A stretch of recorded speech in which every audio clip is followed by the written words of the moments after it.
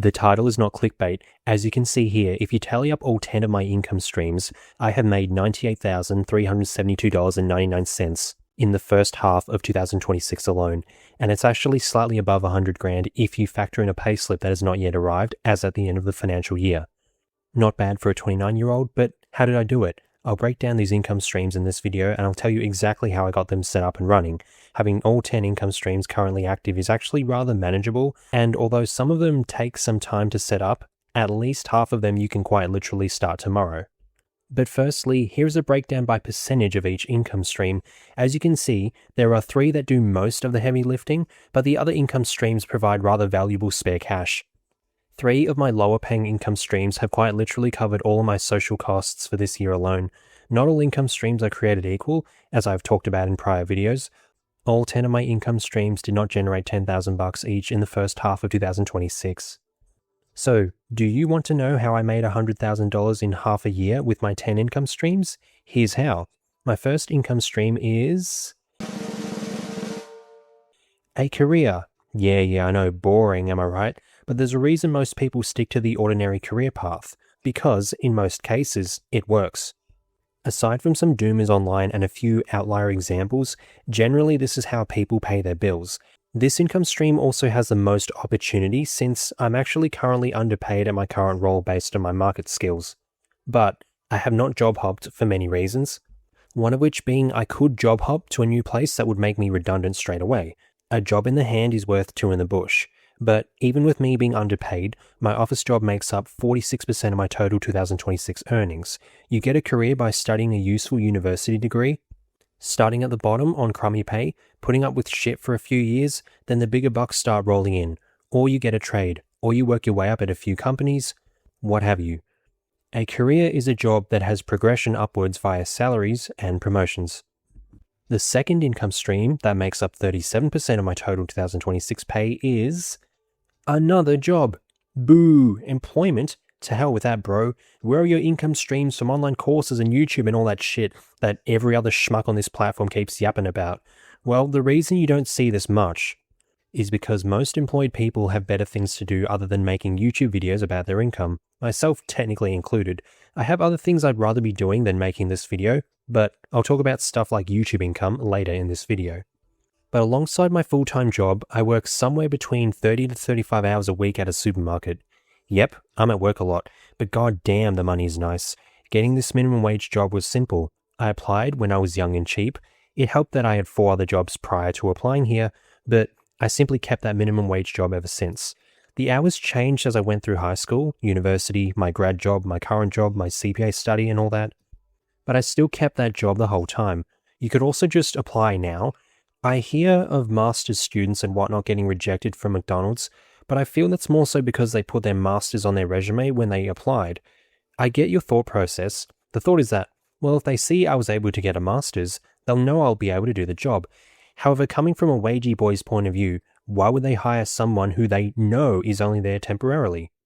You have a master's, so clearly you're trying for other jobs that aren't minimum wage. Who's to say you don't get a call back from another company 3 weeks into starting, and now they've just wasted all that time on training you? You want them to think you're really available and can do all of the shifts and won't leave anytime soon. Anyone can do a minimum wage job, but not everyone has an available schedule, which anyone who works those jobs, they can all tell you that they desperately need that. So anyway, if you want a good second source of income, get another job, even if it's minimum wage, and remove any high qualifications from your resume. Income stream 3, believe it or not, it's not a third job. We're done with jobs for this video. 2 jobs is plenty enough. But my third income stream is rental income.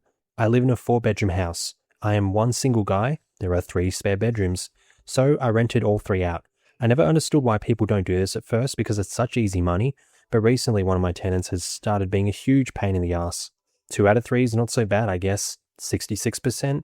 But yeah, I have that as my third income stream. It has brought in $12,810 so far this year. One round of rent payment comes in later in the week, after the halfway point is over. So technically this is a little bit higher for this, like half of the year. So that's the 3 big income streams that carry most of the weight, but there's still 7 more. What are they? Income stream 4, dividends from my supermarket company that I work for. You can partake in employee share plans, which I do. This has paid me $72.45 this year. Not much, but I also can invest much into this plan. Still not bad. That's a couple of social dinners paid for, and barely anything comes out of my pre-tax payslip. You could also just label this income stream dividend income. But I get no other dividends. I have a small amount invested in VHY, a dividend ETF here in Australia, but I think my dividends are actually reinvested for that one, so it's not technically an income stream, since I never see the money in my bank. Now, income stream 5, YouTube, $0. Yep, despite having a monetized channel and 2,000 plus subs, I've made $0 from YouTube this year. Well, technically I've made some revenue, but you can't cash anything out until you hit a certain payment threshold. The minimum here in Australia is 100 Aussie dollary dues, which I've not hit. I've spent more time on YouTube this year than I have with any of the other following income streams. So obviously I've spent more time at work and stuff, and yet it's paid the least. In fact, it's paid nothing. Part of it is due to being away for periods of time, since, 75 plus hour work weeks coupled with shit like gym and social life doesn't leave much time for YouTube. And then people didn't like my car rant style videos, which I think contributed to the lack of views. But the views were going down well before that anyway, so I don't really know what the fuck it is. YouTube is just generally being a shit cunt to me. My last video had an 8.4% click-through rate, which is good, but the views are low because YouTube isn't promoting the video, because YouTube hates me for some reason. So if you want to help a brother out, please subscribe and click buttons and comment and stuff. Help a brother out, and in turn I'll share some more money tips and tricks with you. But for now, despite making basically $100,000 in the first half of the year, $0 of that income was from YouTube, despite being a YouTuber. Income stream 6, online store. This is my eBay store that I started in very late 2025, but it basically got started this year. Now, it's important to note this income is just straight up what I got in revenue. Obviously, buying a product to flip it means then that this sales revenue from my store is not pure profit. However, I couldn't quite extrapolate everything because a lot of the stuff I sold was stuff that I've owned for years. I cannot remember what I paid for them. I guess I could have only counted items that I recently bought and taken away the costs for that, but I didn't think of that. And also, if you want to make that argument, then technically my rental income is $0 because despite receiving revenue from rent, it doesn't cover the cost of owning my home. So it's not profitable, if that makes sense. But I've accounted for the costs of my inventory in another tab in Excel. So my expenses there are inflated. But either way, we've made more than $2,000 this year by selling random nostalgia items on eBay. Nifty. Income stream 7, gambling. Now this is going to ruffle feathers. I'm fully aware gambling is really hated on over in the States. Every basketball channel I watch here and there has a gambling ad sponsor, and everyone constantly puts a timestamp to skip the gambling ad. But here in Australia, it's much more accepted, if that makes sense. I guess because gambling on sports has been a thing here for ages. I started gambling in 2015, basically the year that I turned 18 and I was able to. Meanwhile, I know some gambling law in the States got overturned in 2018, which set all this in motion. I don't gamble every day. There have been periods of several months where I haven't placed a single bet. But, if done right, it is a legitimate income stream. I said income stream, not a source of funding your whole lifestyle. You literally get banned or restricted if you win too much. My account on Sportsbet, which is, I guess, the biggest betting platform here in Australia, has set a deposit limit on me because they don't want me going fucking ham on elections or end-of-season awards and making bank off them. They tell you to submit your income to assess whether they can raise your limit, but that's a crock of shit. They act like it's a government regulation, but literally no other betting platform has this. It's just because I fleeced too much money from them over the years and now they're crying about it. Because I know for a fact with my income, my deposit limit should be much higher. You can see on the left-hand side of this little slide that I made, I lost the original image, but the only remnants of this image I have is in this little collage. But there was an additional $500 I was trying to put on Shai Gilgeous-Alexander to win the MVP, and they denied that bet. Sportsbooks will limit your deposits and restrict your betting sizes when you start winning too much. However, whilst you're not limited, you can make some money off them. So for the first half of 2026, I have made $461.10 in profit from sports betting, or betting on sporting outcomes. I was actually up another $250 or so a few days ago at the time of writing, but I lost 5 straight bets, lol rip. But it doesn't matter to me, as long as I stay profitable for the year, I'm fine. But I could easily stop right now and have walked away with enough money to cover several social dinners, all paid for by the bookies. Income stream 8, medical trials. I have yapped about this for years now, but this is the year I finally pulled the trigger and went to do some. Instead of spending a random day off working on my YouTube channel, I decided to make a trip up to Melbourne and do some medical testing. Now, I had full intentions of actually partaking in each trial that I signed up for, but they will still pay you for simply rocking up and doing tests. In my experience, it's been $250 for each test you do, so I've done 3, technically 4, but I had to redo the same one twice because I went to the gym too close to the test, so my blood work was skewed, so I needed to come in and redo it, and because it was technically the same test, you don't get paid twice. It depends on which trial specifically you show up for.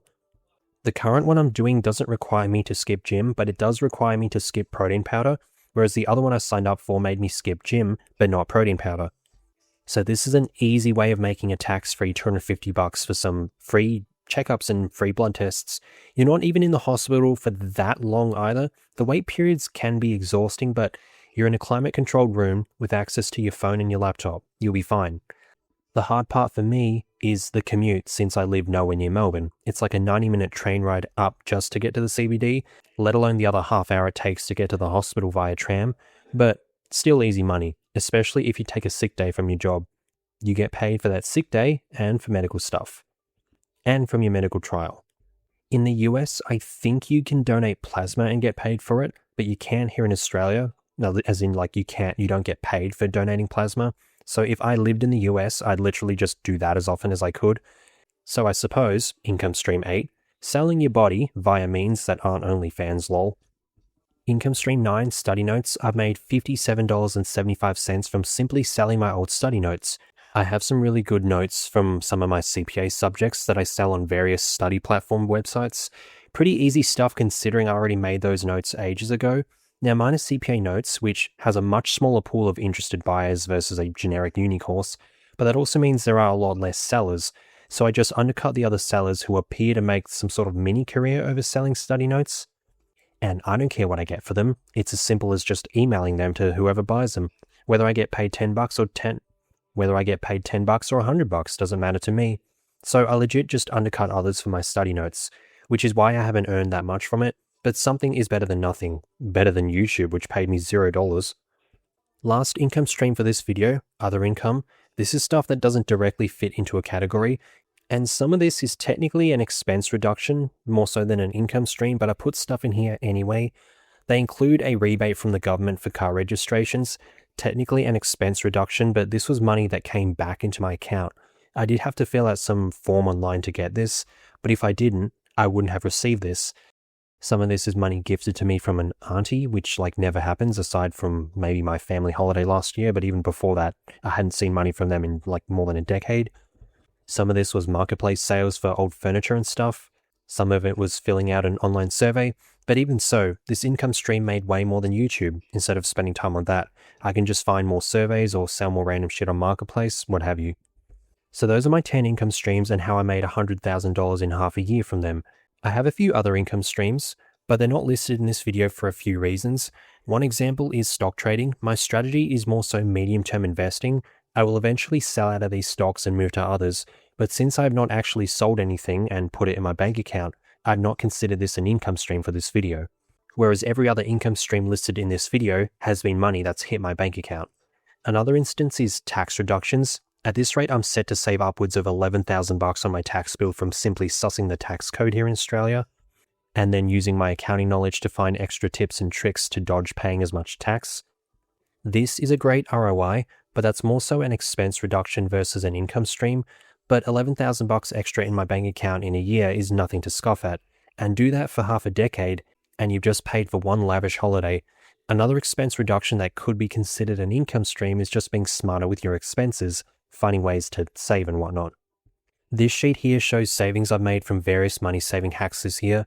$48 from competitor discounts is when I've shopped at a different supermarket than the one I normally shop at due to them having items that are cheaper.